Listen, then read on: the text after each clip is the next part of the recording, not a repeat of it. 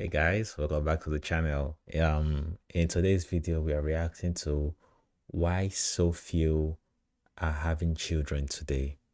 From the channel Small Circles Forward. Um,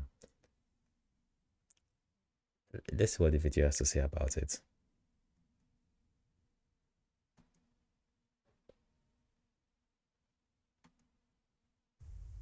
You could say that I am a child of my time. Having no siblings is the new normal, in a world where we are not having children the way we used to.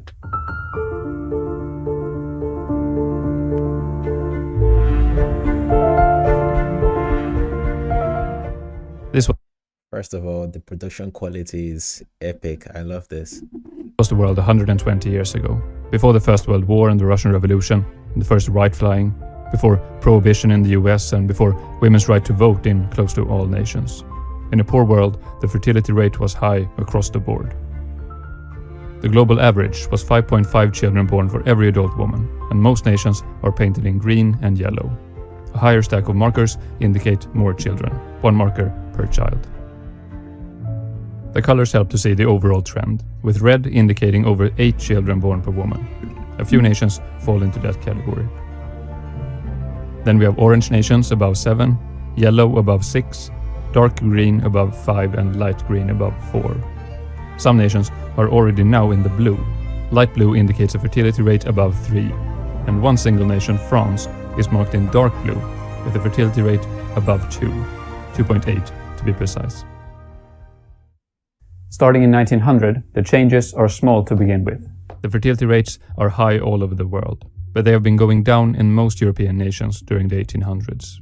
In Europe, the nations are marked in mainly green and more blue, indicating a drop from 4 or 5 children to 3 or 4 by the time of World War II. In the American Okay, let me preface this video by saying my stance on population, and the population, and those kind of things. I think because I've had it being said that there are too many people on the planet. I wholeheartedly disagree. I couldn't disagree more. I don't believe there are too many people on the planet. We worry about not having enough resources to feed the amount of people that are in the world, and I frankly think it's not a justified worry to have, in the sense that um it's something we've always had to contend with as a species from the beginning of time. Like, if agriculture had stayed the way it was 500 years ago, there wouldn't be enough farmland to give everybody enough food today. But the thing is, when you have more people thinking of ways to feed more people.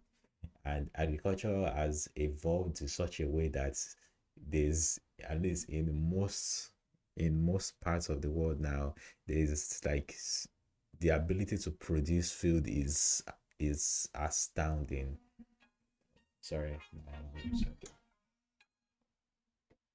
So most a lot of like developed countries, I would say, are not struggling with how to produce food, because the thing has been so industrialized that food production is not something like, it's not an imminent danger to worry about. In the same thing with every other thing we worry about, like resources, we'll figure a way around it. We always have. That's the story of human nature. We invent fire when it's cold, and we find ways to farm in desert land, we irrigate the land, things like that.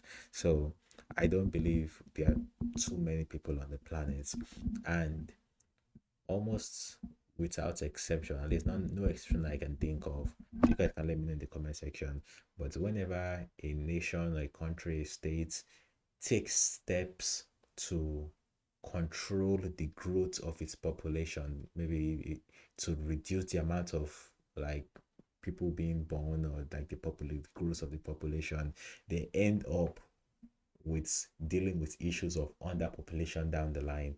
I'm thinking of China and maybe some other countries also. Whenever they take a step to like, oh, we're having too many children, let's put a stop to that, they end up down the line with a population of um very low working population, and almost everybody else in the population being of like an older age. So it becomes a problem down the line. So I don't believe overpopulation is a thing. I truly do not. So let's see what this video goes with this. Let me just go. Americas and Asia, it is a mixed picture, where green nations are joined by many yellow nations, with 6 children on average, or even orange above 7.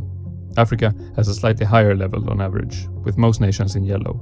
Only occasionally does a nation pop up above 8 children and is marked in red. Many nations had a drop during the war, and a following bounce back up in the decades after. But from the 1960s and forward, the drop is significant in Europe. Many nations are by the 1980s marked in purple, with a fertility rate below 2. By the 2000s, that is true for close to all European nations.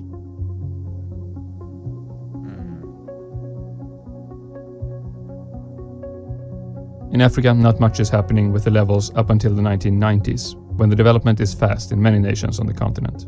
By the 2000s and 2010s, almost no nations are left in yellow. Most are in green, and a significant bunch down in blue, with 3 babies per woman.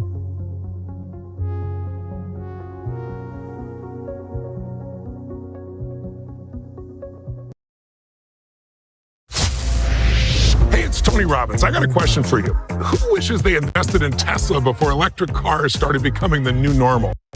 Did you know that in 1900 there were Full disclosure, I wouldn't recommend buying anything those guys are selling. I would strongly recommend against it.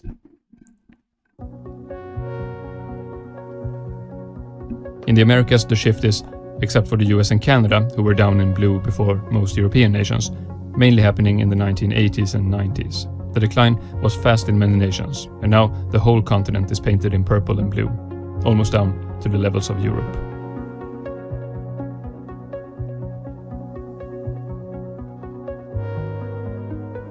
In Asia, the population powerhouse of the 20th century, the development is similar, with some of the large nations in the east seeing a remarkably fast decline in just a decade or so. By the 2000s, almost all nations were down in blue or purple territory. At just a couple of times, Hong Kong and Taiwan is down below 1. It's so fascinating seeing it in this format, and you can actually see like not just the numbers, but you can a visual representation of the actual rate of decline in birth rates. Now, regardless of whether you think it's a good thing or a bad thing, it's just interesting to observe as nations become more successful or less poor or more modern, the birth rate declines. Is it like I even noticed that on a smaller scale, just with families in general? It's like the more money the family has, the less children they feel inclined to get. And like poorer people have like a lot more children than richer people. I don't know why, but it's just an interesting observation.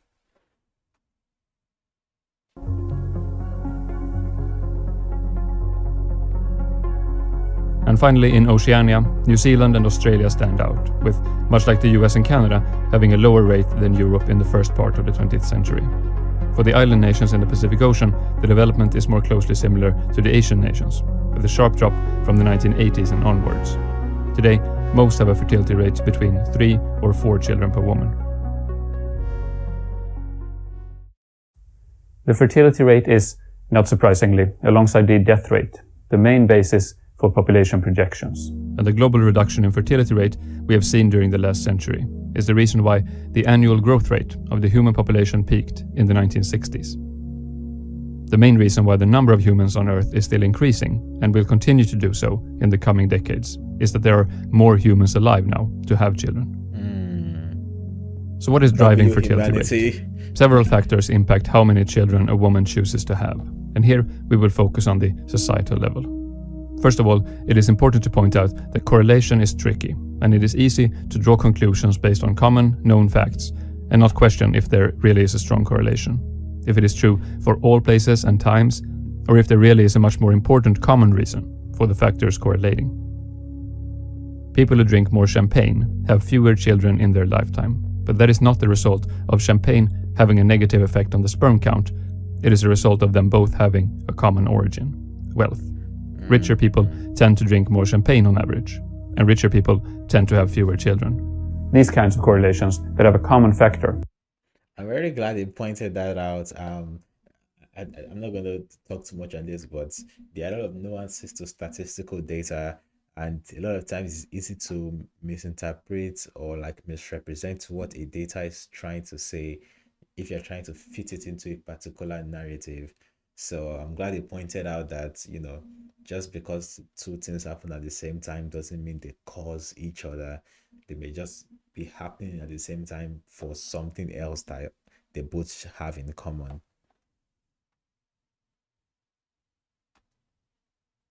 That explains them both is called a spurious relationship.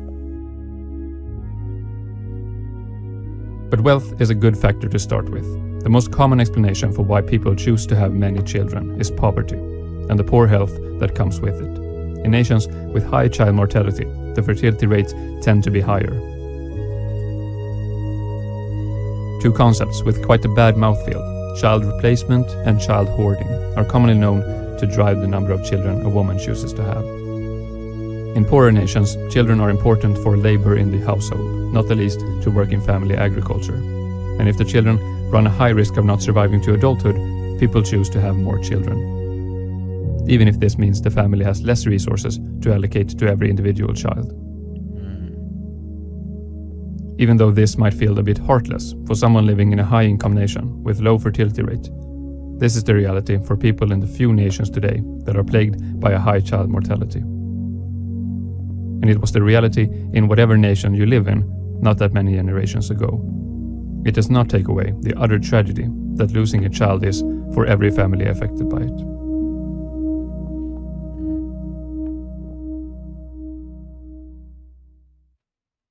The reduction in child labor is a significant factor that has driven the fertility rate down. With wealth, children are less useful as labor, since less of the labor is made up of manual, simple, physical tasks. And when children have the opportunity to go to school, and might even be forced by law to attend school for a certain number of years, the economic incentives for the family to have children is shifted to children actually being more of a cost.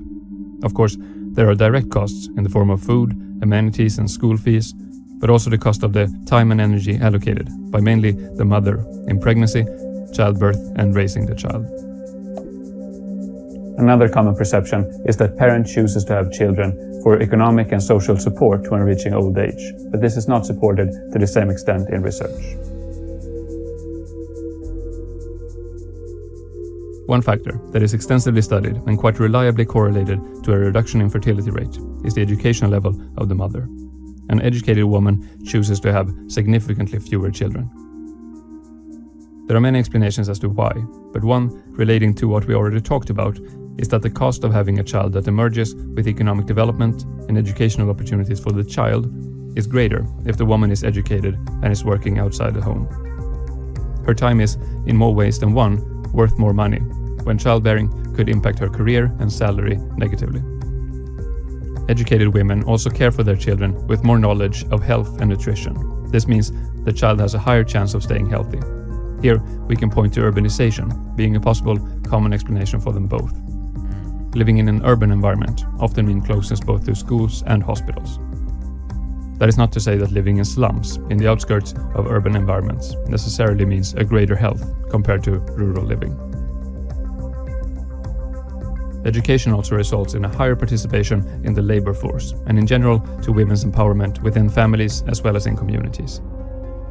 When economies grow, women's labor are increasing in value, not only because more workforce is needed, but also because the work shifts away from physically demanding tasks where men have an advantage to intellectual work, where women are overrepresented at universities around the world. Many nations also go through a process where fields of work previously only open to men become available to women as well. With an increased equality, women chooses to have fewer children overall, to wait longer with getting married and having her first child, and spaces pregnancies further apart. Another positive impact of education is the awareness of sexual health and contraceptives. Still today, population in parts of the world is lacking in access to contraceptives and is therefore vulnerable to unwanted pregnancies as well as STGs. Access to legal and safe abortions can also help contribute to a decline in the fertility rate, even though an arguably more important reason for is to reduce the practice of unsafe abortions, putting the woman at risk for complications. Education often spurs changes in social norms. When the concept that fewer children might be better for the family and the community gains traction, the development is hard to stop and can be very fast. Nobel Prize laureate Amartya Sen points to this factor in his study of India at a state-by-state level. How cultural and religious aspects is impacting the fertility rate could help explain why the rate is falling faster in some nations than others. Here, research makes a much clearer connection between culture and fertility rate, rather than between religion and fertility rate. Levels vary more between nations with different demographics than it does between different religious groupings within nations. Religious teaching does in many places include a notion that having many children is a positive thing, but in, for example, the European context, the more religious nations have lower fertility rate, like Italy, Portugal and Poland, than more secularized nations, like France and the Scandinavian nations. And this is probably because with economic development, fertility rates go down to a certain level, and then it once again increases a little. With highly developed economies and a specialized labor market, women are freer to choose to have children without it having as much of an impact on her career and income. These nations also often have a large social welfare system with affordable childcare and extensive parental leave policies. With policy changes like that, nations can increase their fertility rate slightly, to at least close to the level of replacement. China is an interesting example here, with its policies throughout the last decades. China is one of the nations that has had the most drastic decline in fertility rate ever, basically dropping in half from 6 to 3 babies per woman in just 7 or 8 years. I have talked about this development before, but this all happened before the one-child policy was enforced. And now, when China is facing a falling population, the question is if the incentives the Communist Party is giving to families will be enough to increase the fertility rate. Because, like mentioned, once a culture is one of small families, and even a majority of the children having no siblings, the trend can be very hard to change. Most people have no clue that in 2023, the best way to make money on Amazon is not with physical products. It's Amazon's other company, Audible. And the best part is it's literally a done-for-you system. You're not buying.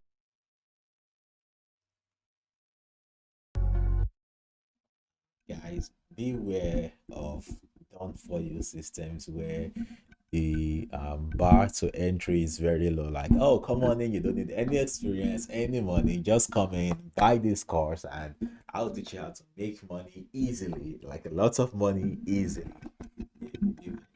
Usually not much crackers today.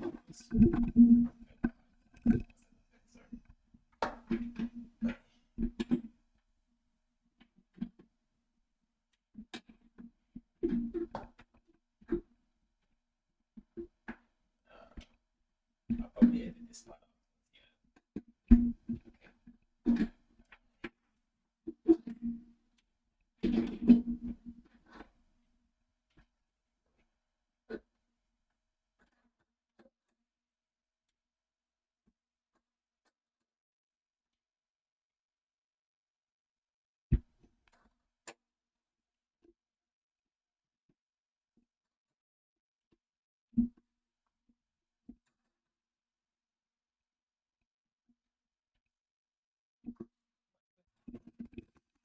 Okay, guys, I'm back. Where was I?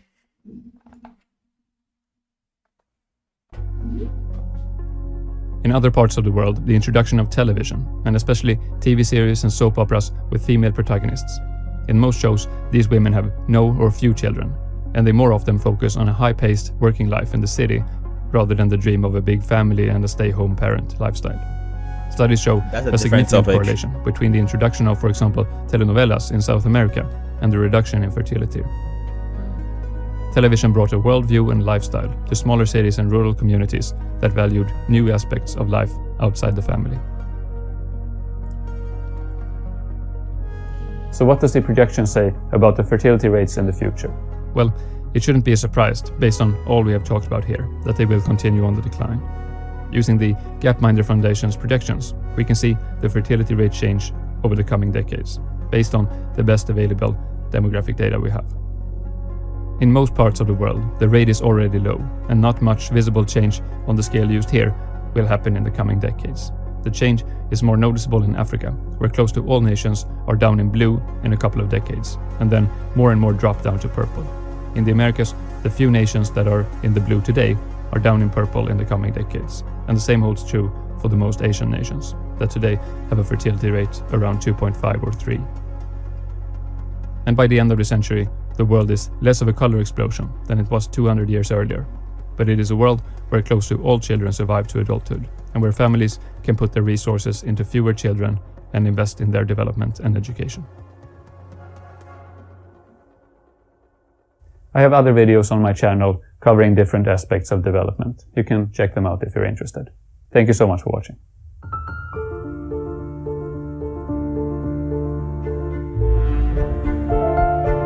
It's a very nice video. I enjoyed it. Yeah, it sounds pretty good.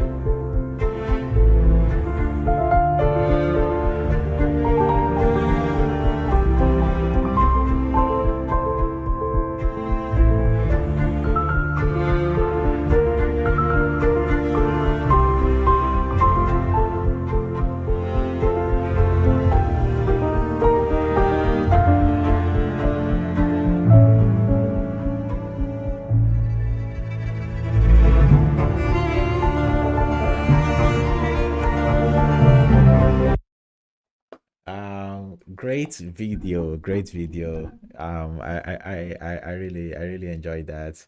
Let me see what the name of the channel was again.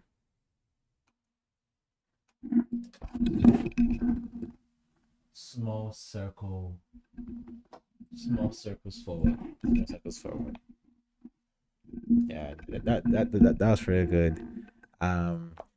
As far as the prediction for the future of like the growth of population around the world, yes, I do believe it's gonna reduce as time goes by, but it's very hard to say what happens beyond that, because just the same way population was on an incline for the longest time, and then due to culture change, new technologies, new ideas, things changed, and then the population became on the decline. In the same way, new development that we don't know about yet because we haven't thought of it yet, when those also come and when they also arrive, it is very possible that we see population start increasing, especially if I'm just like, I'm not like a population expert or anything like that. I'm just like thinking about it and giving my opinions on it. But in the same way, like say the population continues to decrease, and then each child that is born, although less siblings, each child is able to have more resources allocated to each child, and the child becomes more successful, or in whatever parameters you use to measure success in a child, with also a separate topic entirely. But it is possible that culture shifts down the road. It's possible we get new ideas, and the things people look for to fulfillment might also change, because I see it in a way that um I don't think people change all that much. We all seem to keep coming up with the same ideas and repeating the things we've done before. So, in a state where the mortality rate and child life expectancy was very low, we had more children. And eventually, when more technologies made medicine and other things more available and ready to us, when we saw the picture and the image of an easier life where we can pursue the things that matter to us or things that we would actually enjoy instead of taking care of a lot of children. We geared towards that route and we're having less children, and we we're pursuing our careers, pursuing hobbies, traveling like a few, let's say, centuries ago would have been a very impractical and exhausting hobby to have, because traveling, you probably be like on a horse or a mule, and you want to travel cross country. That's gonna take you months just to get to the next country. So traveling around the world is a new hobby that we have, that everybody wants to do now. Oh, I want to travel the world and things like that. But that was very impractical and unattainable thing to aspire to have just a few centuries ago. But because we are exposed to other things that we could possibly achieve, um, we then adjust our lifestyles subconsciously and consciously to make achieving those things more attainable. But I suspect that it's not gonna be something that lasts forever, because it is not obvious to me that our focus on our careers and traveling and acquiring the things that we find interest in, it's not obvious to me that focusing on those things has been tremendous for our mental health as a collective. And it is very probable, in my opinion, that that feeling of fulfillment that we pour into our career, into our community, might shift down the line, because there still seems to be a huge hole that we haven't figured a way out to fill in, like let's say, in a mass produced, generally accepted way. um the career thing, it's been great, economically speaking, but it doesn't seem like people are um mentally all that's better off from uh how it used to be. And I think the culture would shift again, whether whatever our opinions are on that. I do believe it's gonna happen. I believe, um and I haven't really gotten my thoughts together on this. I'm kind of like making it up as I'm talking right now. But I truly don't think we can, because we can measure the data on, like, okay, if things keep going as it's going, this is where we're gonna end up. But things really keep going as they are going. They shift and change. So it's probably more likely that it's gonna change again. And then, let's say, family, that, disease is no longer an issue that we're worried about. We figured out, the immune system thing. Everybody is living long lives. We have access to travel and to go anywhere and pursue anything if we so wish to. And then eventually it's like, you know what, I would like to have more more children to share all of this with.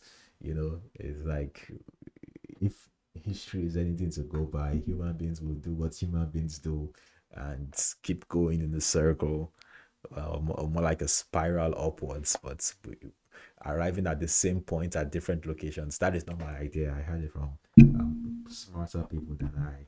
It actually does make sense, and it strikes me as true when I reflect on things that have happened and that is happening and are projected to happen. Great video, guys. Shout out to Small Circles Forward. And this was a great video, and see you guys next time. Doses.